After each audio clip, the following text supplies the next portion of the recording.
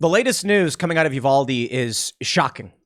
19 police officers could have entered at any moment and stopped this, and they did not, even as they continued to hear what was going on. We'll get into that story. Texas officials say police made the wrong decision. I'm saddened to hear this stuff, man, because we want to believe that law enforcement is going to do the right thing, but they did not. And then you want to hear that regular people would be able to do the right thing in the event the police don't, and they were not allowed to because of the police. And then we hear from many people the solution is disarm more people. I think it's a tragedy, and I think we all want to pretend we can come up with solutions to these issues, but I'm not convinced we will. And maybe that's defeatist, maybe it's dark. I think crazy people exist and will do crazy things. We can talk about the nuance of these issues. We can talk about how they begin, and we can talk about what the police did for sure.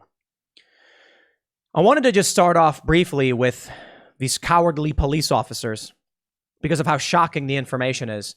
But I want to walk you through what's actually happening on the internet in the wake of these stories with Buffalo and with Uvalde. Buffalo News reports, and mind you, NewsGuard certified. Okay, this is not me pulling a fly-by-night news source. Authorities investigating if retired federal agent knew of Buffalo mass shooting plans in advance. What? It's a crazy story. I actually want to debunk the conspiracy theories. Debunk may not be the right word. I want to cast doubt upon them. Because when you see this story, you see this one, people immediately say, what did they know? When you hear about Uvalde, this crazed individual somehow had a $2,000 rifle. Some people call it the Cadillac of ARs. How? I think we can provide real answers. Some people say, yeah, but what about the police standing by, standing down, and stopping parents? I believe there are simple answers to these things, and I don't think conspiracy theories actually help. But far be it from me to be the arbiter of truth or morality. I can only offer up ideas and read you the news, and the news has led some people to believe in conspiracy theories that perhaps the feds knew, perhaps they were involved.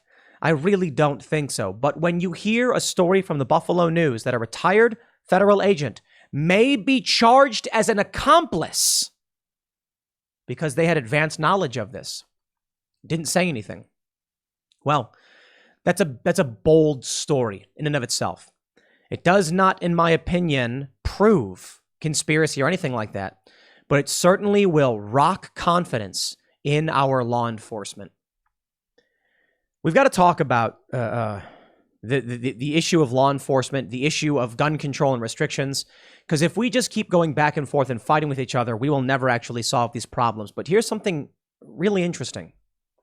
Right now, with the breaking story of the police standing down and barring parents, the left and the right have found unity. I'm shocked. I genuinely am. I didn't think anything would be able to bring the left and the right together, but seeing the Daily Beast and Matt Walsh both coming out criticizing the police for the same thing, I'm like, well, I'm glad to see we can unify on something and maybe actually deal with this problem. And speaking of Matt Walsh, my apologies again. I meant Joe Walsh the other day. I said Matt Walsh when I was being condescending. I apologize for that, Matt. And I owe you a beer or another apology, but looking at these stories that are coming out on left and right-wing outlets criticizing the police, I think there's some policy shade to throw towards the leftist activists who've demanded defunding the police for sure. But I think the reality is we can stop. We don't need to sling mud. We can all agree something needs to be done. These officers need to be investigated. If you're a conspiracy theorist, hey, hold your horses. You don't need to jump the gun.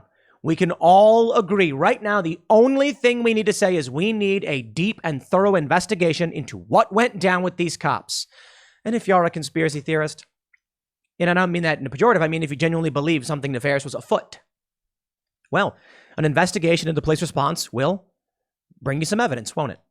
And if you are anti-cop and you think the cops are bad, well, then you're going to get an investigation into them as well. And if you're concerned about the rights of the individual and to keep and bear arms and why the police stopped them from saving their kids, you also will get some answers. So let's do that. Let's take a look at these investigations and see what's going on. Let's start with this story. Before we do, head over to timcast.com to become a member to help support our work. As a member, you'll get access to exclusive segments from the Timcast IRL podcast Monday through Thursday at 11 p.m. You'll be supporting our journalists. We're looking to be hiring more. We just had an interview with a great new potential hire. And you're also helping us engage in culture jamming as marketing. Right now, there is a 70-foot picture of my face on top of the ABC News building, the TV studios for Good Morning America in New York in Times Square. It is a bit vanilla, I know, but it's a statement. We are entering the establishment cultural spaces, and we will do more than that. The next plans we have coming up in the next few months will be a lot more fun. Trust me. And it's with your support, we are going to shock the system and let them know the lies of the establishment and the corporate press will not stand. But don't forget to smash that like button, subscribe to this channel, share the show with your friends. If everybody shared this video right now, we'd be bigger than CNN and the corporate press overnight. Let's read the first story. From the Buffalo News, authorities investigating if retired federal agent knew of Buffalo mass shooting plans in advance. They say, law enforcement officers are investigating whether a retired federal agent had about 30 minutes advance notice of a white supremacist plans to murder black people at a Buffalo supermarket. Two law enforcement officials told the Buffalo News. Now, I want to pause there for a moment. Certainly, the guy was a racist. But let's be careful in how we're framing this, because the dude also claimed to be basically a commie, a tanky, left quadrant authoritarian. Authorities believe the former agent, believed to be from Texas, was one of at least 6 individuals who regularly communicated with accused gunmen, I'm not going to say his name, in an online chat room where racist hatred was discussed. The 2 law enforcement sources with direct knowledge of the investigation stated these individuals were invited to read about his plans and the target location about 30 minutes before the incident. The news could not determine if the retired agent accepted the invitation. So maybe, false alarm. Quote, these were like-minded people who used this chat group to talk about their shared interests in racial hatred, replacement theory, and hatred of anyone who is Jewish, a person of color, or not of European ancestry. What is especially upsetting is that these 6 people received advance notice of the incident 30 minutes before it happened. Quote, the FBI has verified that none of these people called law enforcement to warn them about the shooting. The FBI database shows no advance tips from anyone that this shooting was about to happen. Agents from the FBI are in the process of tracking down and interviewing the 6 people, including the retired agent, and attempting to determine if any of them should be charged as accomplices. The 2 sources with close knowledge of the probe told the Buffalo News. Okay, let's be rational. It's entirely possible these guys didn't know anything about it. They may not be good dudes. They may have bad opinions, but it doesn't mean they were actively in the Discord reading the information as it was coming through. So we don't know. The Buffalo FBI office declined to comment on the investigation. The U.S. Attorney's Office in Buffalo declined through a spokesman to comment. Buffalo civil rights attorney John V. Elmore said it would be outrageous if it turns out that a former law enforcement officer had advance notice and did nothing to prevent it. Of course, what many people are saying is that this shows, I like the meme, it's someone being blinded by the computer screen and they're like, it's glowing too bright. Glowing is a reference to someone being a federal agent. I don't know if that's the case. Just because someone worked in law enforcement does not mean they're currently working in law enforcement. I certainly think the investigation is warranted. Let's see what the investigation can yield, can bring about. I don't know for sure. Now, some people want to jump the gun. I'm not a fan of doing that. But let's talk about Uvalde, because there are lingering questions that many people have. And let's cast doubt upon any conspiracy theory. I'm not saying that as if to claim they are totally debunked or that they don't have merit as far as it goes with an investigation. Let me say, to address the first story, sometimes people are racist. It doesn't matter where you work. You could be a plumber. You could be a former federal agent. It doesn't mean this guy actually knew it was happening. 30 minutes before it happened, the guy posted something in Discord. Who knows if the guy was even in there? No idea. Some people want to believe the feds were involved. I don't think that's the simple solution. Let's take a look at this story from Yahoo News. Daniel Defense, the maker of the Uvalde Perfect Rifle, abruptly exits the NRA convention. Stupid. Stupid move. Shouldn't have done it. Daniel Defense should be carrying on their business as usual and not ducking and hiding. Stand behind your own product. If you truly believe the individual is at fault and not the mechanism, the tool, stand behind it. I see this all the time on Twitter. They're like, why would an 18-year-old need an AR-15? And I said something like, to defend this country from enemies both foreign and domestic. And people go, why do you need an assault weapon for hunting? And I go, oh, you don't. It's for killing people. That's what it's for. In self-defense. What we don't want is acts of aggression against innocent people. And that means if someone would carry that out, we need a weapon designed to stop them. I don't have all the answers, but stop acting like hunting is any response. And to these people who are like, well, you might want to use a rifle for hunting. I don't care about that. We all know, everyone knows, the intent of these weapons is for use against people. We don't want to use them. Period. You want to go to the range and use it? That's not what I'm talking about. That's fun. You go to the range because you're trying to hit a target. Practice, training. You want to be skilled enough to prevent harm and to protect others. But these weapons are for people. You want to talk about what's for a deer? Now, I get it. When they say assault weapon or rifle, they don't really mean anything. We can talk about deer hunting, a bolt action, 450 Bushmaster. Something like that. But you can also get an AR-15 style rifle. I actually have one. Let's read. I'm just, that's my shade towards the guys pulling out. They shouldn't have done it. They say up until Wednesday afternoon, the company was to have occupied booth 4839, conveniently close to the cafe at the convention center. The items on display would have included the DDM-4 V7 rifle, which was used in Uvalde, a perfect rifle for everybody. Now, I'm not here to rag on Daniel Defense. I think they have nothing to do with this. They go on to mention the company is a $100 million a year company. Wow. Bravo, Daniel Defense. Look, man, more power to you. Seriously, just stand by your product. Don't hide. Now let me show you what I find interesting here. Many people have raised this question. A receipt for the online purchase posted on Instagram shows the price was $1,870 plus $154.28 sales tax, a total of $2,024.28. Many people are asking this question. If this dude, as it's been reported, was bullied because of his clothes, his poor family, and the way he spoke, how did he afford a $2,000 rifle? I believe he had more than one weapon and all the ammo. Now, for those that are watching on YouTube, you can see at marca.com, I have censored the individual's name. I won't say it. And I've taken his picture out and replaced it with a poop emoji because that's what you are. You're a poop. These people do this because they want people to know who they are. I don't care for people to know who you are. You are scum of the earth. You are a psychotic piece of human trash. And I will forever refer to you and the guy in Buffalo as poop. Poop. Not even going to give you the dignity of a swear word. You're just a poop emoji. And no one will know you as anything other than that. But here's the story. He was bullied because of his clothes and his poor family. He was poor?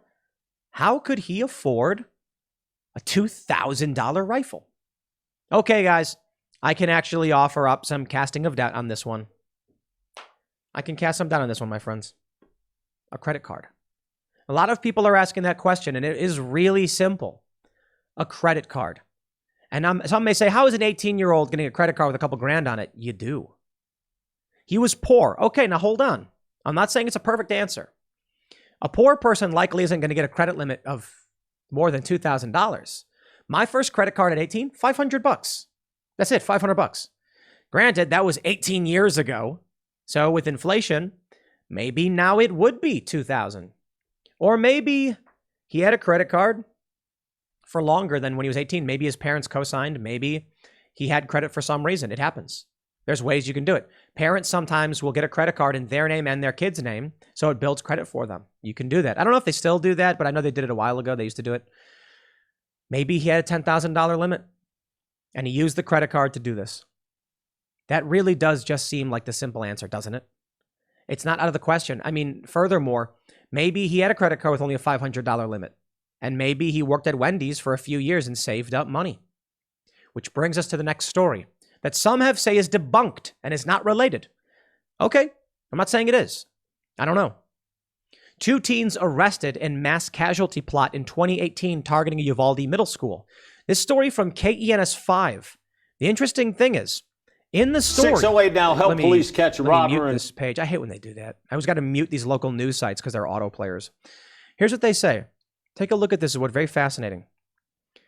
One of our Morales Junior High students was experiencing a crisis.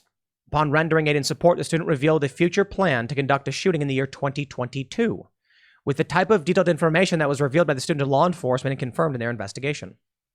Some people believe that the 2 students who were arrested were, one of them was this kid. This was Uvalde. Did they just load a different website on me? That's really amazing. That's so weird. Let me see if I can refresh it. Okay, there we go. They say 2 Uvalde teens were recently arrested. This is May 3rd, 2018.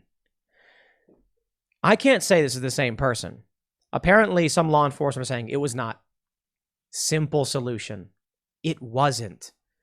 Some people really want to believe that there was more to it than the fact that you just have incompetent police.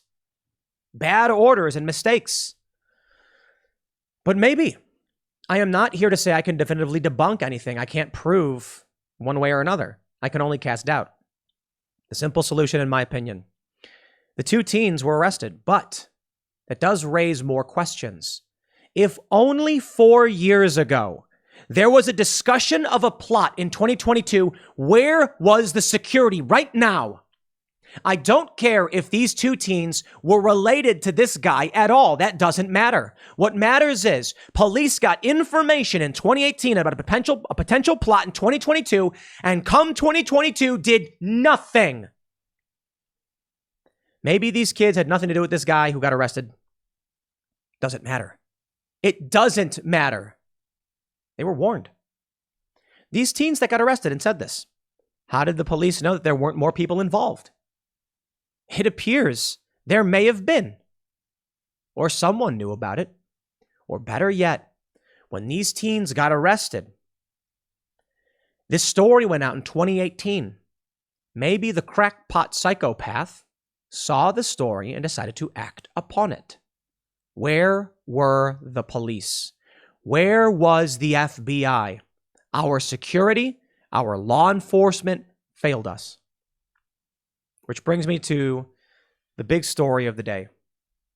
Texas official says police made the wrong decision.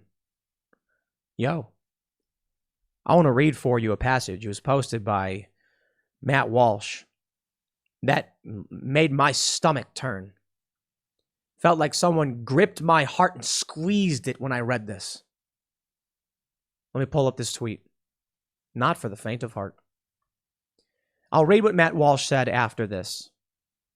In the clip, it reads, "The authorities now say that local officers first entered the school at 11:35, 2 minutes after the gunman, and that there were 19 officers in the hallway by 12:03 p.m., but that they did not breach the door and kill the gunman until 12:50, even as they continued to hear him firing."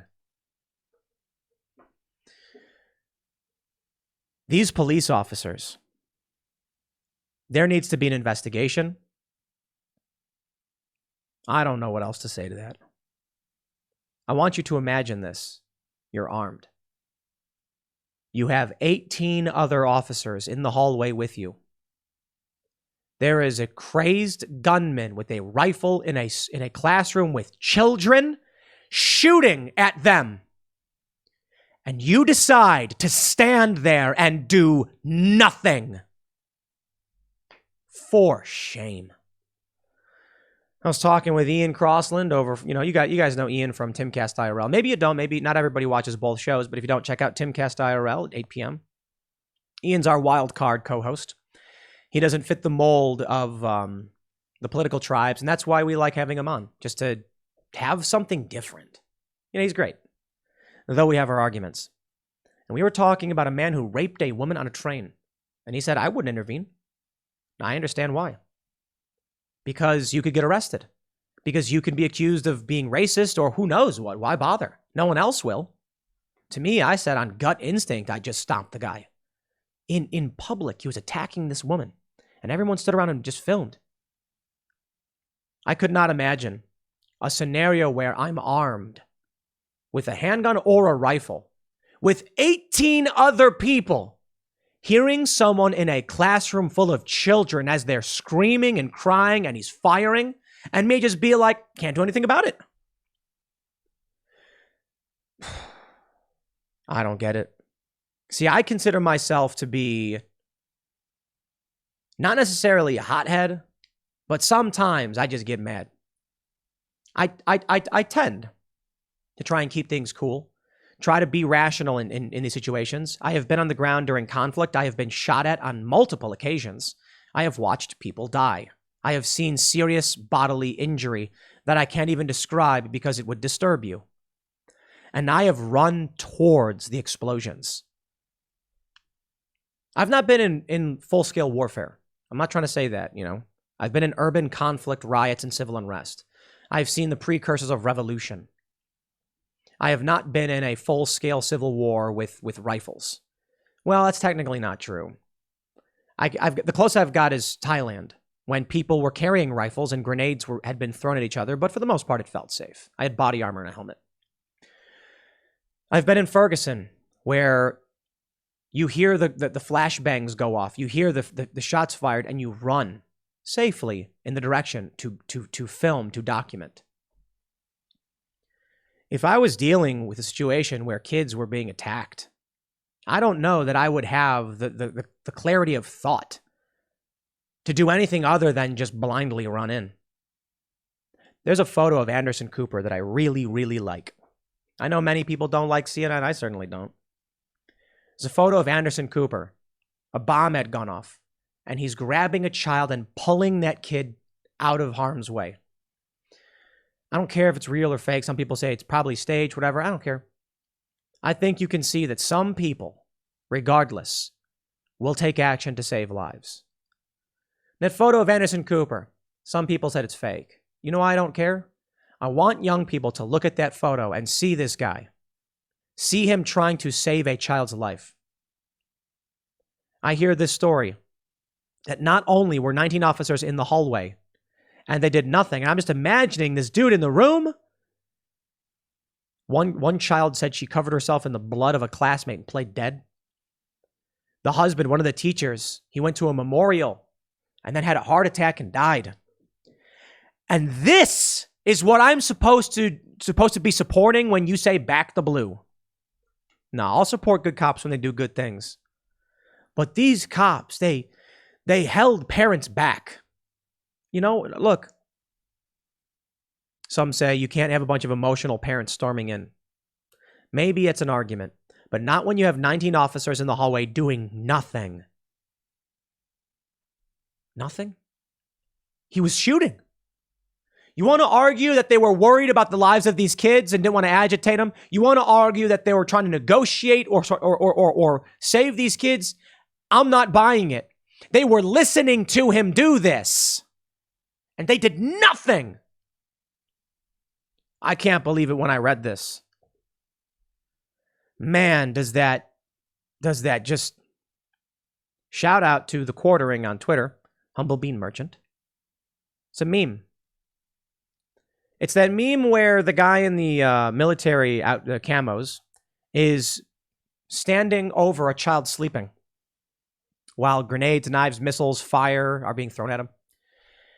And in this meme, the man who is standing over the child, it says kindergartners. And the child sleeping, it says Texas cops. They didn't want to get shot. That's what they said. That's what they said. They said they didn't want to. They could have got shot. Oh, these cops, they could have got shot. Okay. The kids got shot instead. You pathetic losers. You spineless cowards. And now we're supposed to have some big national reckoning conversation. We're supposed to fight with each other over gun control, whatever garbage nonsense. None of that's going to solve any of the real problems. So you know what? I agree with all of those on the left, the liberals, the leftists, the Democrats, the Daily Beast even, when they cast disdain and condemnation towards these officers because they're right. Maybe you can say I talk big. That I like to believe that if I was in a situation, I'd run towards the danger. I've actually done it to a certain degree. But maybe I wouldn't even. I don't know. I like to believe I would because I've been in situations where I've been shot at. And I'll tell you this. You never think you're going to get shot. That's why you do it. Because you believe you will be safe. But I've been in situations where I've stood atop bloodstains in a vehicle where a grenade had been thrown only recently, only a few days prior. Someone was left grievously injured. They had these trucks in Thailand where they'd parade and someone threw a grenade into it. And they showed us where the blood was, No, I'm sorry. I wasn't in that vehicle. There were two vehicles. We had someone go and film the bloody one, but I was in one of them actually driving in the parade after an attack had happened only, I believe it was a few days before. I could be wrong. The video's up. It's been a few years, so forgive me if I'm flipping the details, but I wore body armor and a helmet, knowing that these were prime targets for attack. And I did it because I thought I'd be safe. I genuinely did not believe that would happen. Some journalists got shot and killed during these protests, this unrest in Thailand. I have been to the favelas in Brazil. I've walked up to a gang leader and I've interviewed them and talked to them. I've been in riots like in Ferguson and Baltimore. You don't think you're going to get shot. Maybe these cops really thought they would, and therein lies the problem. You know that when you go to these things and you're covering this stuff, you could be shot. When I was in Ferguson and gunshots rang out in my general direction on 2 occasions, I did not leave Ferguson. I stayed. When I was being shot at the first time, they weren't shooting me personally. It was in my direction. It was a bunch of people. I hit the deck. There were several occasions where gunshots rang out, maybe 5. 2 of them, the gunshots were in my direction. The first time I hit the deck, and I just tried to stay low and maintain cover and keep doing my job. You want to be safe, but I didn't think I was going to get shot, even though I heard a whip crack right near my head. That's a scary thought. Someone apparently did get shot. There was one point, and you can watch all of this stuff, it's on Vice News, where gunshots rang out, and we hit the deck, and the police are like, go now, and we ran away. When people have guns and they've taken shots in your direction, you try to get to cover and get away from the gunshots. That's fair to say. But knowing these people are armed, we run in that direction. Sometimes when you hear the shots and it's not aimed at you, you do try to get closer to it because you don't think they're going to shoot you. When it comes to a school, an incident like this, the police officers know they are going to enter that fray. And you take that job knowing that. And these guys were too cowardly to do anything about it. So this is the point. The whole thing. You want to believe that there was some grand conspiracy, by all means do so. I'm not going to pretend to have all the information to be able to debunk everything. But I'll tell you what I see. Sometimes people are racist regardless of whether they're cops or not. That could be the federal agent. Sometimes people get credit cards and they can buy weapons on their credit card. Sometimes police officers are incompetent and cowardly, and if you advocate for defunding the police, if you demonize cops, the good ones leave. The ones who want to be heroes don't want to be hated. They want to be heroes. And the ones who want a paycheck don't want to risk their lives. This is what you'll get. There are good cops that say, I don't do this job because I want to make money. I do it because I want to protect people. Those are the guys that are going to run in knowing something bad's going to happen. But I will not let this man kill these kids. And there are some people who say, I don't care about what job I have. Just pay my bills. I don't want to do this. And those are the ones who will hide in the hallway. We need more cops that are willing to run in to save lives. We need more people who want to put the community's lives above their own.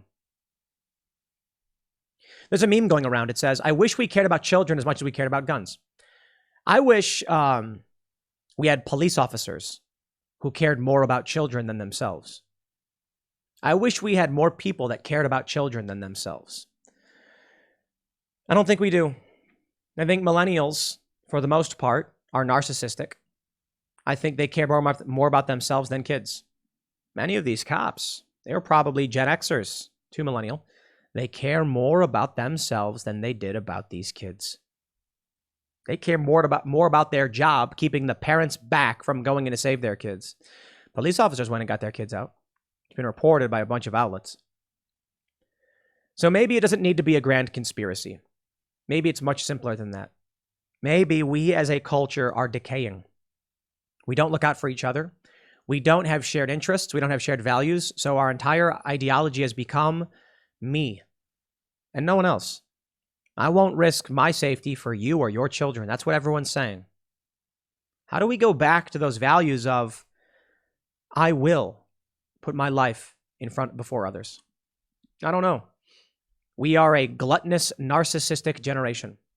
Probably not most of you, and for me and the people here, we're probably slightly on the other side of that because we try genuinely. But I look at these cops and I can only say, man, these are the people who don't know, don't care. I look at the activists on the left who are complaining about the incompetent police, and while I can agree with them, I just want to point out, guys, you've been demonizing these cops for years. The good ones are going to leave because of it, and the ones that remain don't care about you, your kids, or protecting anybody. If that's the case, expect more of this. If you don't want good cops, then you need to let regular people keep and bear arms. Because if those parents could have gone in, it would have went differently. I'm willing to bet. I'll put it this way. Saw a video of a fire at a house. The firemen were spraying the house with a hose. A man with no protection ran in to the shock of the firemen to save his dog. The firefighters were not willing to go in to save the dog, but the man was. Because the man loved his dog. These cops weren't willing to go in, but the parents were, to risk their lives for these kids. And the cops didn't let them do it. I don't think it's a conspiracy. I think it's just pure incompetence. I think it's pure narcissism. I think it's a fear of litigation. I think they're like, if we go in there and something bad happens, they'll blame us for it. I mean, think about it. If the cops breached and then the shooter started opening fire and killed kids, they'd blame the cops. They'd say, oh, if the cops never breached it, this wouldn't have happened. My understanding is that the new protocol for police is supposed to be that if the gunman enters the school, you storm in immediately. But this is where we're at. It really is sad. Nobody likes this stuff. Let's talk about real solutions to these issues, which I don't think people are. I'll leave it there.